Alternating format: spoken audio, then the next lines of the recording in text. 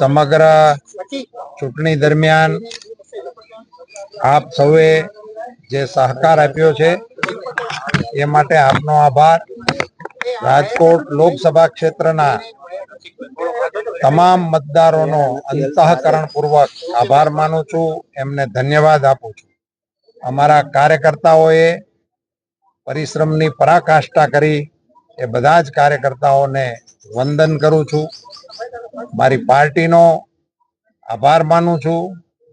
રાજ્યના અમારા આગેવાનો, અમારા રાષ્ટ્રીય નેતૃત્વનો પણ આ તકે હું વિનમ્રતાપૂર્વક આભાર માનું છું. ખાસ કરીને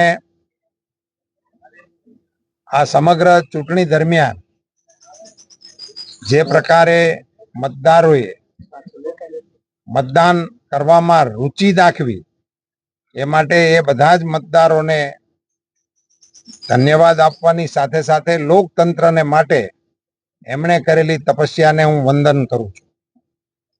મારી આ ચૂંટણી દરમિયાન મારે અત્યંત વિનમ્રતાપૂર્વક સ્વીકારવું જોઈએ કે આપણા ઋષિ તુલ્ય સંતોએ મને આશીર્વાદ આપ્યા. રૂબરૂ અહીંયા પધારીને મારી ઉપર પોતાના આશીષ વરસાવ્યા. પૂજ્ય નિર્મળાબા પાળિયાદથી પધાર્યા હતા, એમની સાથે ચારણાઈમાં દેવલમાં આવ્યા હતા. સતાધારના મહંત વિજયદાસ બાપુજી આપણે ત્યાં પધાર્યા હતા, એમણે આશીર્વાદ મને પાઠવ્યા હતા. પૂજ્ય મોરારી બાપુ, પૂજ્ય ભાઈ શ્રી રમેશભાઈ ઓઝા સાહેબ, અન્ય અનેક અમારા બાલસ્વામી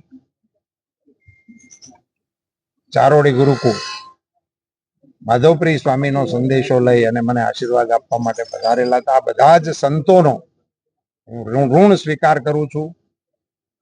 અમારા રાજકોટ શહેર ભાજપના અધ્યક્ષ, અમારા જિલ્લા ભાજપના અધ્યક્ષ, એમની સઘળી ટીમ, અમારા પ્રદેશના આગેવાનો ભરતભાઈ અને સૌ ધારાસભ્ય મિત્રો, અમારા બંને મંત્રીશ્રીઓ, એ બધાનો અંતઃકરણપૂર્વક આભાર માનું છું.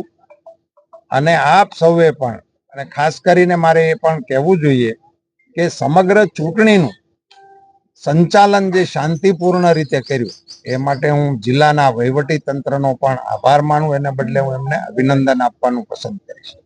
ધન્યવાદ.